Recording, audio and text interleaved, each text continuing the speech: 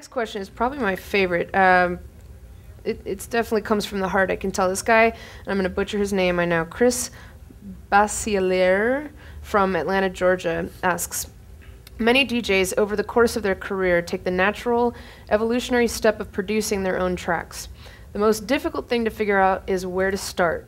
When I began DJing, it was pretty simple to figure out the sequence events needed to hone my skills. Learn to beat match, line up phrases, then EQing, then avoiding key clashes, and developing my own unique techniques.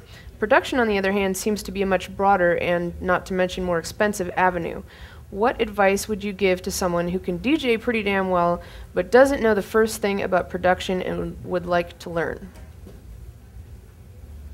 Well, the best thing probably is to actually, hook up with people who know like basic things about production, and then learn by working with them. This is how I started. I met a guy in the early 90s. His artist name was Cosmic Baby, and we became very good friends. And he had this little studio set up, and this is where I sort of, had my first tries. And this is how I learned my first steps. And then the first 1.5 records, albums, I had a co-engineer and a co-producer who helped me a lot, Johnny Climack, I learned a lot from.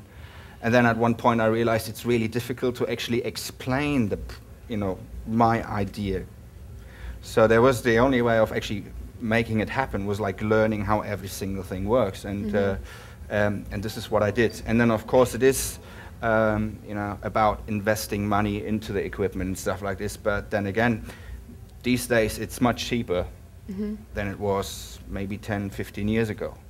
Because, I think all these corporations, they're doing, much more customer-related machines and programs as back then in the old days for, just a big band. So you had to spend thousands for a keyboard.